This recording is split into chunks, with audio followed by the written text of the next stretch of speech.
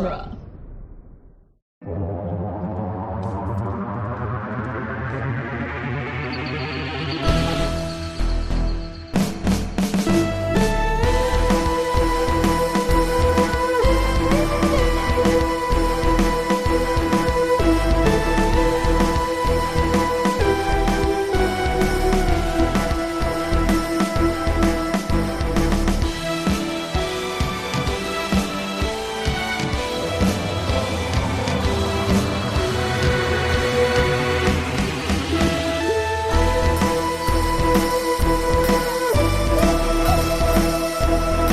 Hello, and welcome back to the Doctor's Companion presents Doctor Who The Long Way Round, the weekly podcast where we review and discuss every episode of Doctor Who, one doctor at a time. I'm Nick Jimenez. That was a little PBS that I'm used to. That's all right. I'm Scott Corelli. And I'm Cassandra Fredrickson. And today on the show we'll be discussing episodes 4 through 7 of Marco Polo, the first Doctor's fifth story. Hopefully you guys tuned into last week's episode where we did episodes 1 through 3 of this saga. This really is like, I'll be honest, I'm always a little bit weary when I find out that we're about to do like a 7-parter. But this one more than the others really was like, yeah, this needed to be 7 parts. This is kind of an epic. Which is shocking to feel that way, considering nothing exists. It's so, I'm staring at photographs. Right. It was almost more like listening to an audiobook than watching anything. Yeah. The subtitles were very helpful when there were, water drops on the Doctor's face, Marco Polo, Part 4, The Wall of Lies. Written by John Lucarati. Directed by Waris Hussein and John Crockett. Produced by Verity Lambert. Script edited by David Whitaker. Air date March 14th, 1964. Barbara is quickly rescued by Ian just as he, Marco, and Tegana arrive at the secret cave. After returning to the caravan, Tegana continues his unending campaign of deception and gaslighting, this time by making Marco suspicious of Susan and Ping Cho's pure and selfless friendship. Barbara argues that the only reason any of this happened is because she followed Tegana into the secret cave. Given the choice between trusting Tegana or any woman, Marco decides to take Tegana's advice and separate the two young girls. As the saddest convoy ever makes its way to the next station, Tegana continues his blitzkrieg of mischief by revealing to Marco that the Doctor has a second key to the TARDIS and has been secretly hanging out there without telling Marco Polo. Marco takes the keys, scolds the Doctor something fierce, and warns him that if he ever lies to Marco again, the TARDIS will be destroyed. The Fun V arrives at the banks of the Great Yellow River. There, Tegana hires some local hoods to attack his own convoy in 2 nights as they make their way through a bamboo forest. Finally having enough of hanging out with Marco Polo, Ian decides to cut his losses and escape. Before he can silently murder the man standing guard, Ian discovers that someone has already done it for him. Mm-hmm. Yeah. So today we're starting things off with Part 4, The Wall of Lies, continuing the tradition of the story having really cool episode titles. So this episode, Part 3 ended with Susan seeing the painting with the moving, quote, moving eyes. They move! And then, so Marco, Ian, and Tegana arrive, and they find Barbara. Are you trying to overpronounce his name so it sounds the most like Tegan? Oh, it is like Tegana, isn't it? Yeah. I'm looking at the wiki now for reference, and Tegana just came out. Tegana. Okay. Yeah, Tegana. Sarah. That's when Marco Polo finds out about the alt rock superstars. The Canadian, Canadian twin folk group. Actually, are they even? You couldn't even consider them a folk group. They started out that way, definitely and the then they earlier became stuff, like and then they became this other just thing. pop, Yeah. good in a good way. I love their new albums. Yeah, pop, Canadian pop duo, Canadian pop duo, Tegan and Sarah. Tegana Sarah. Tegana Sarah. What's great about this is we're already Oh like my hour God. 2. We're in hour 2 mode, but this is like the top of the episode to the listeners. So everyone just kind of chills. They're like, okay, well, Barbara got captured, but whatever. They go back to the caravan, and just Tegana is in full. He's never not lying. I just really appreciate just how guns blazing this guy is the whole story. He's just lying through his teeth about everything, and just like antagonizing these people like it's his job. Mm-hmm. He's kind of. I mean, I don't want to pull on Cass's heartstrings here, but he's kind of the Loki. There is a Loki quality to him because he is shameless. Yeah, he's just. I know we can't. He's stirring the pot. God, oh my God. He pours the water out on the sand for no reason. I know. Like an asshole. Yeah. Right. Oh my gosh. Yeah. So Barbara's like, what are you going to do without water, Thor? Here's what I think of your precious water, brother. No. Yeah, so Barbara's like, the only reason I was in that stupid freaking cave was because I was following this chucklehead, and Tegana's like, that's BS. I was never in that cave. And then something really bummed me out. Marco decides to I guess quash the beef by separating Ming Cho and Susan, saying they can't hang out anymore, which broke my heart. Because they're just two little weirdos. They're just so lost. And yeah, I get what Scott's saying. I do wish Susan had like another person her age, like after this, her age, like she's not like a 23-year-old woman. I mean, what the character's age? She's 20. She is simultaneously 23, 16, and 9. I mean, I'm surprised at some point she's not just like riding a tricycle. What's really crazy about, like, you know, with like a little beanie with like a helicopter, 100%, yeah, and a giant lollipop. In the show, in the modern show, like they'll do like they'll reference Susan sometimes, or you'll find like a photograph of her, and it's very like reverential, you know, like, oh yeah, and like knowing now what kind of character Susan is, stuff like that is just hilarious to me. Because yeah, she was just this big kind of creepy kid lady that is so nice, and makes every. Not so nice is Marco Polo screaming, "Oh, baby!" Yeah. So yeah, Ping Cho's like, "No, please, I have one friend in this whole godforsaken desert," and then like it's a fight, like it's a Street Fighter movie. He's like, "Obey me," and the doctor's like, "Well, you can't argue with that. She should obey him." But this episode also features the iconic line, "I don't know about that Chinese girl. She works," which is great. And again, yeah, as soon as he said that, the first thing I thought of was like the 12th Doctor and Bill, like rolling their eyes, and I was like, that was such a smart move on Moffat's part. And you poor savage. You poor savage. Also included. Yeah, So Tegana, like a tattling little B word. Just is like, hey, the doctor has a second key to his caravan. He's in there right now. If we just, he's gonna come out, watch. And Mark is like, shut up, like, no. But then, sure enough, the doctor does come out of the TARDIS, and they get into a big fight, and thus calling. So Marco Polo steals the doctor's now actual only key, and the doctor like flips out, and that's when he calls him a poor, stupid savage.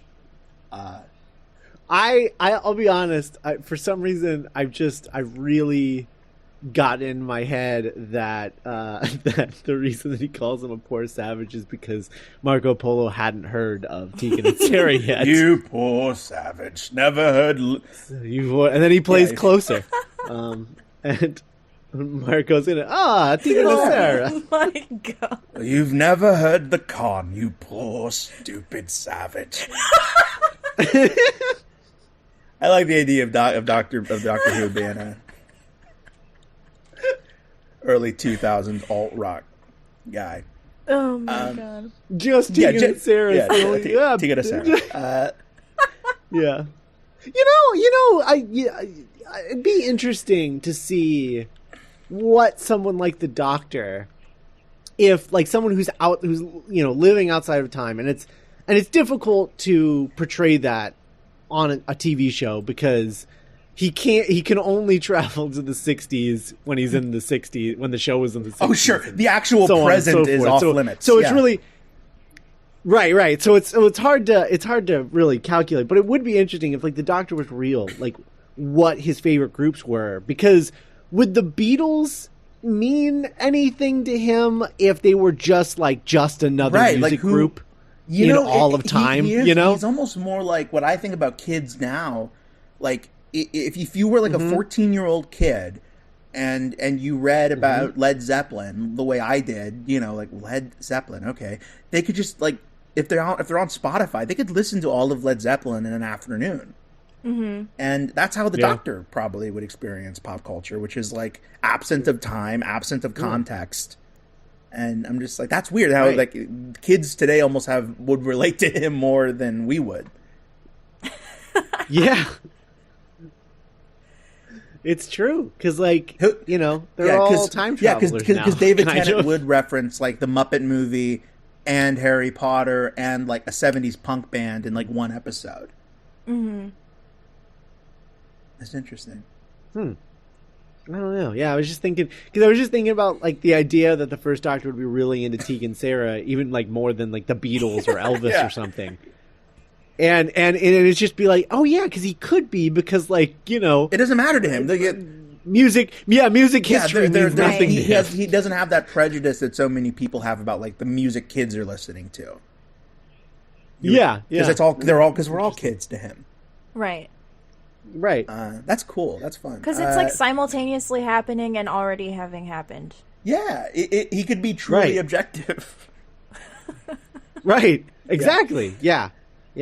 That level of objectivity is something I would be interested in. Theoretically, in the next go around. Anyway. So they get to the Yellow River again. Like I remember thinking, I've never wanted to be in a Doctor Who story less. Like. I'm normally, there's always a fair bit of like escapism, like, oh yeah, to be solving mysteries with Agatha Christie or to be on pop, but like I don't want to be in the Gobi Desert with Marco. No. I don't want any of this to be happening to me. I'm so glad I'm in my bed right now. Well, there's this great bit where the like bandits or whatever are going to attack them, and like, well, let's scare them off. We're near this bamboo forest. Is that in this episode? Or is that the next one? Totally part 4. Okay, it is part 4. Okay, so like, yeah, let's scare them off, and then again, Ian comes to save everyone with science, and he's like, well, we'll just use this bamboo. We'll throw it in fire. It'll make an awful noise. Yeah, and they'll all run away scared, and it'll be amazing. Ian is active in this story. That. He is, and he's active in like a way that makes sense because he's a science teacher. He's kind of got like a Milo from Atlantis thing going on, where he's using his smarts to save the day, kind of in a way. Normally, like Ian is active, like punching people, but I like outsmarting people. Ian better than it's taking advantage of him being a high school teacher or a primary school teacher, right? And not like a punching, kicking pecs. Right, pecs. Oh, pecs. Oh, R.I.P. pecs. Hashtag pecs. So I I just imagine wearing a shirt that says that, with no context. Yeah. Truly a shirt I for would. like nine people. Yeah.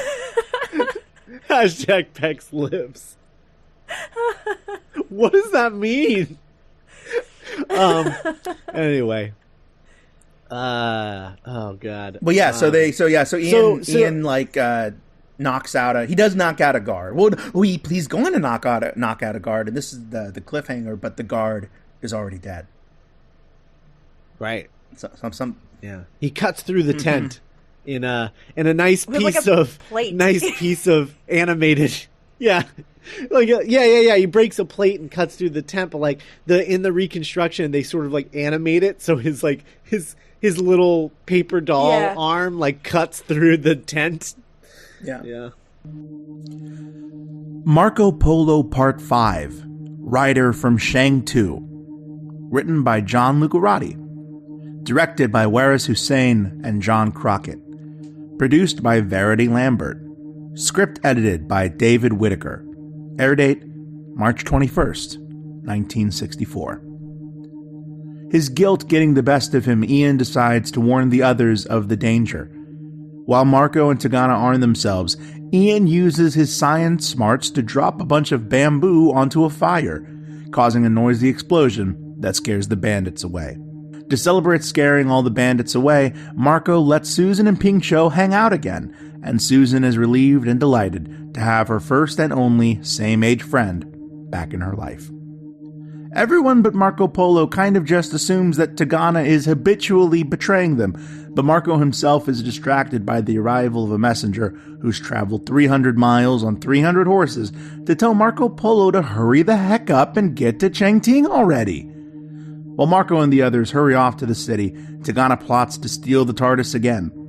Ping Cho, finally overcome by Susan's childlike friendship, risks everything by giving her new friend the keys to the TARDIS that Marco has been keeping in his diary. As the group prepare to escape the clutches of Marco Polo, Susan leaves to say goodbye to Ping Cho, but instead of her first and only friend waiting for her, Susan is grabbed by Tegana. And that brings us to Part 5, Rider from Shang 2. Which I don't, in retrospect, I don't know if that dude deserved to have an episode named after him, but again, looking at it as like chapter titles of a book. Yeah. It's a very short chapter about a rider from. That was Ling Tao, right? Who? The writer? Ling Tao? Yeah, Ling Tao. Well, the writer is named Shang 2. No, Shang 2 is the place. No. Right. Oh, the writer's from Shang 2. That's true. Yeah, I forgot the writer's name. Yeah. It's Ling Tao. He freaking booked it, but that doesn't happen yet. So Ian. Well, I mean, we can talk about it all out of order because we were doing the recap. Oh, that's true. Yeah. Well, yeah. So this dude booked 30 miles, right? He said through the 300 miles through the Gobi Desert. 300 miles running the horses ragged for 3 miles and then switching horses. So he went through 100 horses in 24 hours. And they put down each horse after it was done. No. No, that's why he only ran 3 miles. The wastefulness of that was why it was funny. Yeah, to me, the wastefulness, not the blatant, the blatant disrespect for animal life. That's what I mean by wastefulness. Every life is valuable, and wasting a whole good horse. But yeah, man, on 3 miles. He was also wearing bells the whole time. He said to let the people at his stops know. See, this is what's so interesting. Yeah, this writer so clearly did an obscene amount of research. Yeah, how did he set this all up? He ran a marathon. There had to have been people whose job it is to wait at those posts with a fresh horse. But how did they know to do that? Scott, that they hear him coming with the bells. Okay, so the bells mean they hear the bells and they're like, "Oh shit!" I think they should already. Yeah, but the job is to have a horse at the ready at all times to keep a horse hydrated and fed, so that when you hear someone, it's like he's a messenger. Oh, yeah. I see. I forget what the Wild West one. Pony Express. Pony Express. Yeah, it's like that. Oh, okay. but a pretty hardcore version of the Pony Express. So yeah, Ian finds a guard and warns everyone about a guard dying, and Tegana, whatever, Tegana Sarah. It's really just like these two men like fighting over the ear of Marco Polo, and a little bit closer. I wasn't 19 years old then.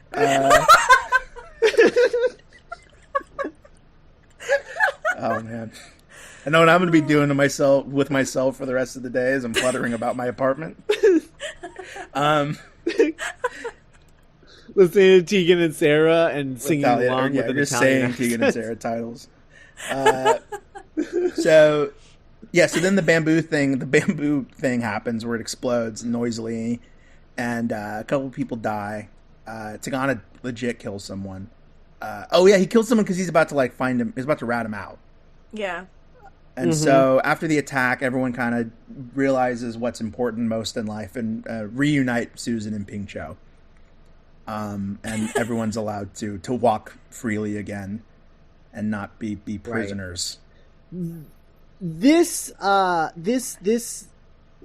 large man in Changting, I don't remember his name. It's like Wang Li or something like that. I forget exactly what it is. But this guy, so all of the faux Asian Caucasians are pretty bad. This guy is next the writer level terrible. No, the innkeeper or whatever he is. The innkeeper guy. Yeah, the chubbier guy.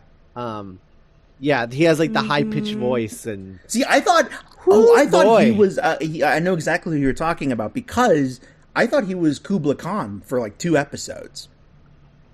I was like, is that Kublai Khan? And then we met Kublai Khan, and I was like, oh, okay.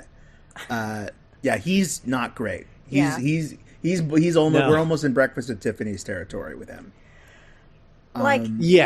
This whole story is problematic because they used yellowface, but most of them are pretty chill. This guy has no chill and is super offensive.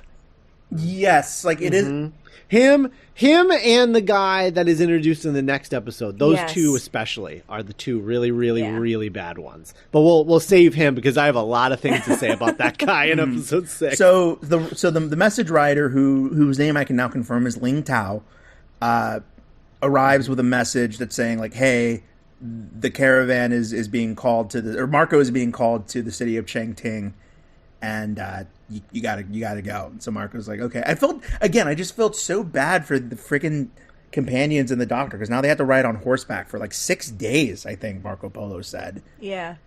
And so so they get to the city. Tegana is just scheming on the low, and we meet. Kuju's in this. Kuju is in this. Okay. The guy with the eye patch. Yeah. Eye patch guy. Yeah, Eye Patch and the Monkey. Eye Patch and the Monkey is my favorite 70s buddy cop. I knew that was coming. I knew as soon as I said it, I was like, he's not going to be able to resist. That was an album title, and he's going to say it. Eye Patch and the Monkey. It does sound like a band. Sorry. Kuju and the other guy, Wang Ping or Wang Ting. Hang on, let me look it up. His name isn't in the in the wiki. Wang I know it's Lo. Wing or Wong or Wang Lo. What is it? Wang Lo. Wang Lo. Okay.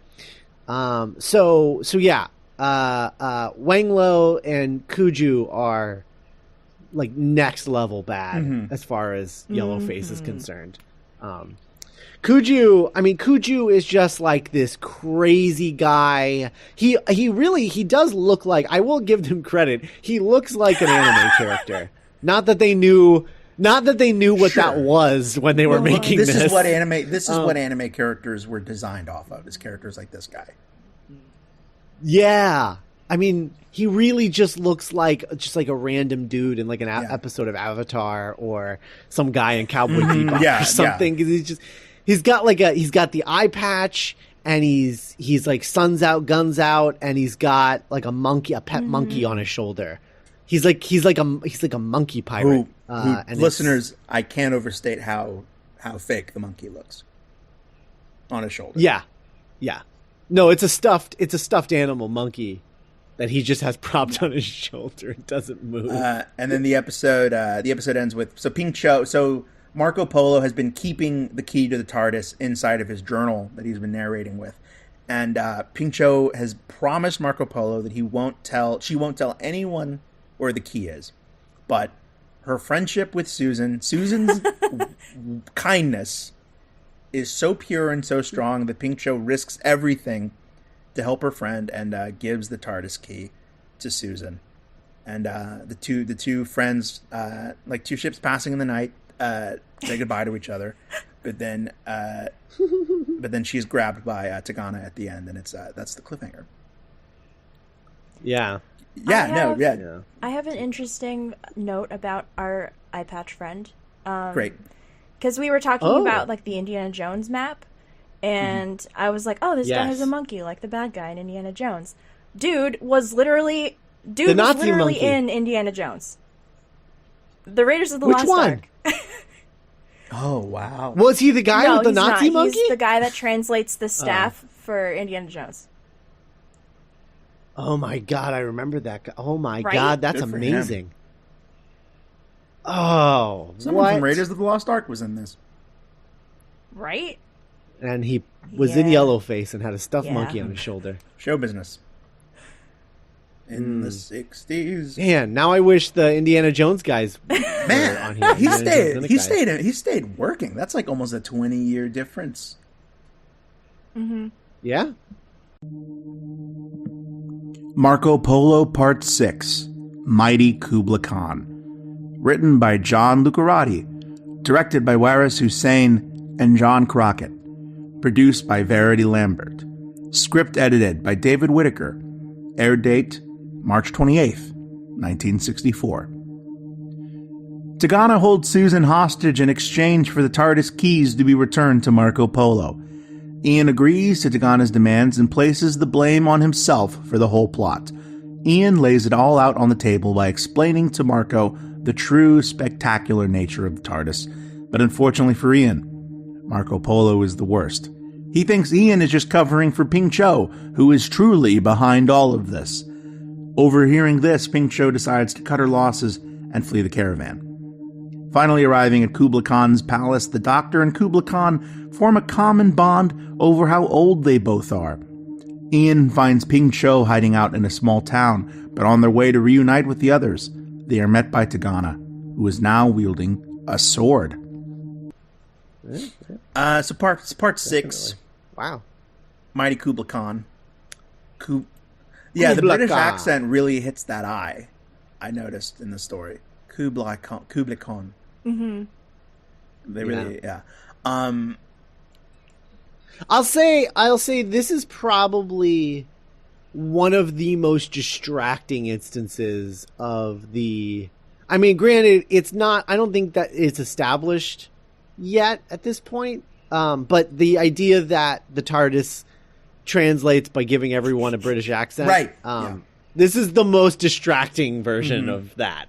Because it's weird seeing a bunch of... Or hearing a bunch of British people.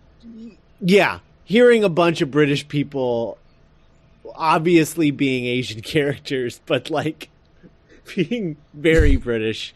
I don't know. The whole thing is very like Mongolian characters that are. I don't know. It was really distracting. This whole story. So the Doctor Tegana manages to bargain a suit. Tegana especially. Tegana is the most like. Here's your water, British. Marco Polo. I know. Yeah. By order of the Kublai Khan. A lot of that. Bloody hell.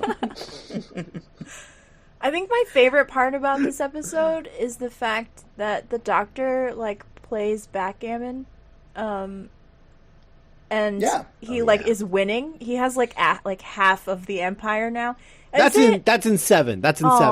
Yeah, backgammon's in 7. Okay. So the Doctor. I'm really Marco excited Polo about has board games. So Marco Polo has he has the key again, and as the journey is now finally God willing, yeah. Well, Ian tells Marco the truth about the TARDIS because he's like, you don't even know what you have, you stupid idiot. You know what? I'm just going to tell you. You're not going to believe it, but I'm going to tell you it's a time machine. I'm from the future. That thing travels in time, and Marco Polo literally is just like, yeah, okay. Right? You're all demented. Like, and it's just, yeah. It's like, you're all demented, and obviously you being this crazy means the only person who could be responsible for stealing the key is Ping Cho. So we're just gonna have to kill her. And then Ping Cho's like, bye, and just. And Ping Cho's like, she hears that and she's like, oh, I am out of here. But yeah, like he literally says something like, you're saying that caravan of yours can. What is it? How does he put it? Like outrun the sun, or like how does he put it? I don't. Yeah, something to do with the sun. I don't remember. It was really weird and like it was well written in that. Like I guess that is how someone would word traveling through time in they don't have 1200 like mechanized time telling devices at this point. So like their marker for time is the sun. Right. So that, yeah. Right. Yeah, it was a really well-written line. It struck me as just like, oh man, he just has no idea what he... Like, I was surprised that he could even grasp what time travel was. But he understood and then came to the conclusion that Ping Cho is the only person responsible because everyone else around him is insane. So, yeah. And then they go to meet Kublai Khan, or they go... Well, they say Ian should go when they go to meet Kublai Khan, and that Tegana should be there. So they go back to the city, and then we find out that Kuju is actually Kuju, right? Kuju has stolen the TARDIS, which is great. So they have another. They finally really hardcore. Have a conversation with Marco Polo about Ping Cho marrying a 70-year-old guy. Yeah. But she's still going to have to do it because that's just how it is. Like you can't renegotiate that marriage. Which is an issue. I think my favorite part of this episode though is when they finally get to Kublai Khan's kingdom, his palace, mansion, palace. That's the word, palace. When they get to the palace and they're like, bow for Kublai Khan, and the doctor's like, I don't want to. I have arthritis. Like... my back hurts. I don't want to bow for him. And they're like, you will do it, and he won't do it. But then like he like hurts his back, and then Kublai Khan is just like, oh, what's wrong? Your back hurt? And he's like, yeah. And he's like, yeah, sucks to be old. And he's like, I know, right? Up top. And then they just like bond over being like old and hurty. It's the best. It's the best. I love it. I love the Doctor being old and belligerent. Yeah, it's his best. It's his true self. Yeah. And so we ended with another like person trade off, with Ian threatening to kill Kuju, and then again I have to remind listeners, we watched this episode listening to dialogue and seeing a series of like photographs, like sequential photographs. Mm-hmm. The cliffhanger of this episode is Tegana laughing and slicing a sword through the air menacingly. Mm-hmm. I can't overstate what a non-event that was. When that's what ended the YouTube video, I actually had to be like, wait, what? And because it's like you don't even hear, because the subline said the subtitle says he slices the air with his sword. Yeah. So it's kind of waiting to hear like a whew, whew, but no, it was just a photo of a guy holding up a sword, and then it just smiling. And just go, and then it's over. It was really weird. Tegana and his sword. Sarah. Yeah, Tegana and his sword. Sarah. Because it's not even... Again, I can't really imagine... And he said, "Come, Luke." Oh my god! Doesn't that literally how? Like doesn't he literally say like "come here" or whatever? Yes, he does. Marco Polo Part 7: Assassin at Peking. Written by John Lucarotti. Directed by Waris Hussein and John Crockett. Produced by Verity Lambert. Script edited by David Whitaker. Air date April 4th, 1964. Tegana manages to escape after his fight with Ian and is stopped by a group of soldiers. Ian and Ping Cho ride on to Peking, while Tegana, well and truly going for it, switches sides and joins Kublai Khan, who is warring with Kublai Khan. Back at the capital city, the Doctor and Kublai Khan are locked in a battle of backgammon. The Doctor has amassed a great deal of winnings, but loses it all on a failed bet to win back the TARDIS. Tegana returns to the city and tries to convince the Khan that the Doctor and Marco Polo are his enemies. The others tell Khan that it is Tegana who is the enemy. Kublai Khan doesn't know who to believe. Ping Cho is given some good news that the man she was supposed to marry has passed away from being so old. Free now to do whatever she likes, Ping Cho decides to just stay where she is now. Marco and the others protect the Khan from Tegana, who engages in a very long, very evenly matched sword fight with Marco Polo. Upon losing, Tegana takes his own life rather than be captured by the Khan and his guards. Marco Polo finally returns the TARDIS keys to the Doctor, who himself stole them from the Time Lords on Gallifrey, and wishes his prisoners turned uneasy allies a safe journey well the hell away from him. Marco Polo returns to Venice, becomes a prisoner of war for several months, returns to Venice again, never pays his taxes, and dies, bedridden in his home, of illness. Good night, everybody. And that brings us to the final part, Assassin at Peking. Again, really cool title. And the hype of that ending is quickly quelched when a bunch of soldiers come, and Kuju is just kind of killed in the crossfire. But once again, just the Loki of this story, Tegana is able to completely escape blame or even suspicion. Yeah, and he ends up pledging his allegiance to Nogai. Nogai? Yeah, the guy he works for. Nogai. Right. He pledges allegiance to him, and as if like we needed further confirmation that Tegana was the bad guy.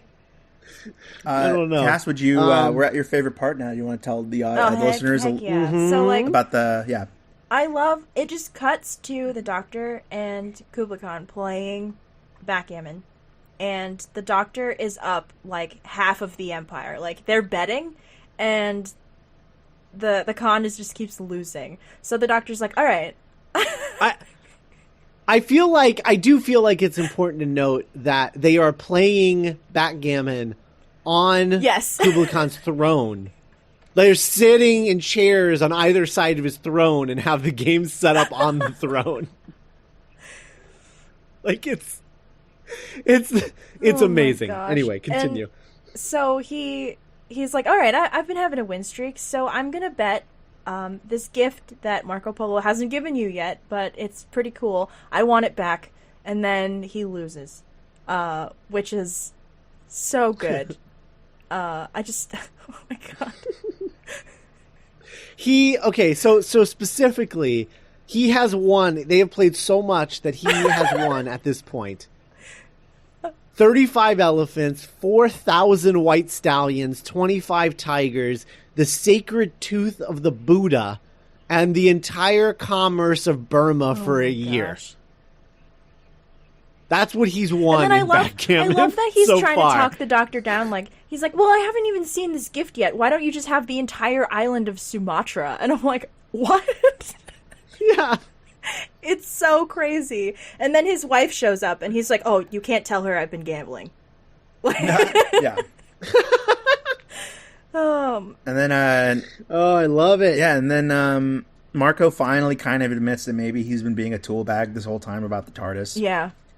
And he's like, look, I really just I want to go back to Spain, dude. And Venice. Kublai Khan's Venice, yeah. Venice. I don't even remember anymore. Hey, that's my people. Get it right. And then the Khan's like, dude, you're not going anywhere if you don't friggin' win my trust back. You're going in the dirt. You're going in the dirt. Oh my god. And then so they go to steal the TARDIS back from Tegana. And then And also Ping Cho gets told that her 75-year-old husband, this is my favorite thing. This is my absolute favorite thing. Okay? Ping Cho has been promised to this 75-year-old guy. Very powerful man, but he's 75 years old. And this whole story has just been like, man, I really don't want to marry this 75-year-old guy. Well, she shows up and she's like, all right, I'm ready.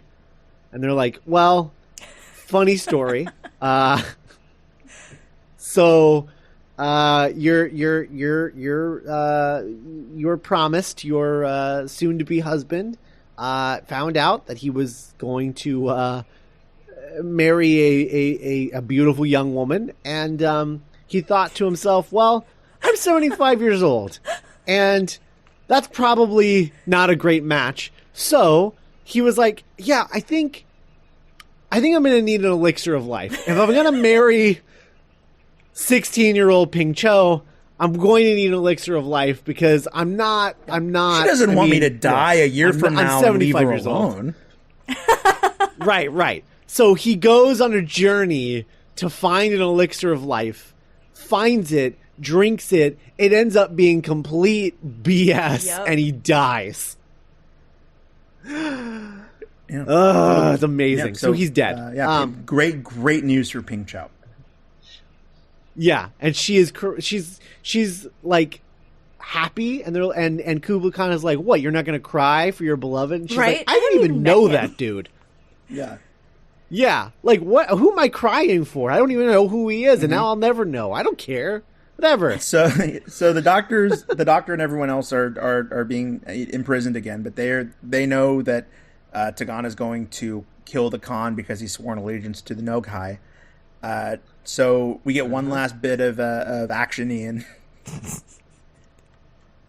And they sword fight. God. Yeah. So they get to the please, I have to say, all right. So Doctor Who has, I think Cass and I both feel the same way about Doctor Who and sword fights. And they don't happen a lot, but when they happen, they are always glorious. And this is the first ever Doctor Who sword fight, and I just feel like it doesn't exist. It's incredible. I know, but I feel like historically that needs to be pointed out. This is the first, canonically, this is the first ever Doctor Who sword fight. Assuming that, we're never going to see, like, the Master and the Doctor in high school in fencing classes or fencing club, which I would give anything to And see. I just want to remind the listeners, photographs and barely audio. Mm-hmm. Yes. Because it goes on for, like, 3 minutes. Also, and it's, yeah, and there's only like 4 photos of the sword fight, and so it just keeps cycling through them. Yeah. It's great. And then, of course, Marco wins, and he admits he's been a jerk and apologizes to the Doctor. And not only does he win, but he wins, and rather than face his crap, Tegana just like kills himself YOLO. with a spear. You're not taking me.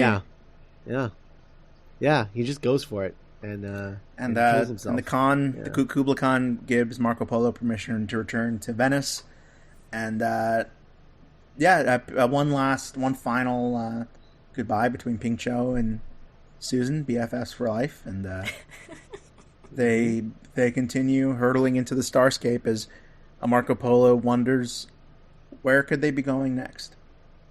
And indeed, Ping Cho opts to stay in Peking. Peking, Peking, sure. Basically, she's gonna like hang out in Khan's court, Kublai Khan's court. Hey man, why not? At least she doesn't have to like marry that creepy guy, so. Well, but here's the thing though. Like, I worry that choosing to remain as part of Kublai Khan's court is another way of saying like one of his wives or something. I think that would be like a harem, right? Part of like the court. I think is like counselors or like advisors. Yeah. All right. Yeah. Oh, okay. Hopefully that is definitely the case. And well, the show must go on. Yeah. Right. Yeah. Guys, this is my favorite. Like, this is one of my top 3 Hartnell stories. It's a lot of fun. It is a lot of fun. I wish it existed, or there was like an animated version. Yeah, I think this is. I think it's fun. It's different. It's unlike anything even that Doctor Who does in the future from my exposure. I think it gives Susan so much to do, which is great. I think Carol Ann Ford actually really does give a very memorable, fun performance, and it is great to see Susan do stuff that isn't just screaming or crying or running. Mm-hmm. Definitely. It does, watching this, it does make me think, like, I don't know. I mean, they just did that Twice Upon a Time, and like maybe it's not something that they want to do. Like, maybe that's not what they want to do with the brand right now. But I think it would be really cool to get David Bradley and do like a one-off series of First Doctor stories. Oh yeah. I think that would be fun. Just like 6 episodes or something. Not even like a full series. Just like instead of like class. 6 First Doctor stories. Yeah. I think that'd be really fun. And I mean, not for nothing. And I'm not saying like let's. I'm not saying we should be doing anything for the assholes. But look, having another Doctor Who series with a male doctor, an established male doctor, wouldn't be the worst thing business decision wise. Would that be the equivalent of having like an all boy Ghostbusters movie? I mean, kind of, but they were going to do that. I mean, they were going to do that at one point. I think that's a really cool idea because I do like David Bradley as the First Doctor, but I feel like that putting them on at the same time undercuts what they're doing with like the actual 100%. Show. No, not at the same time. I mean, obviously they wouldn't be playing like concurrently. In my mind, I would say like she gets her first season wrapped up, and then they like kind of like roll it like another showrunner rolls into the William Hartnell stuff just to like fill in the period in between seasons. Yeah, I think they should. I think they could do that, and it would be a lot of fun, and it'd be a cool way to sort of like get new Who fans like into the classic Doctors as characters. You know. Obviously not the actors because it would be different actors portraying them. But it would be cool to see a new actress take on like Susan or Ian.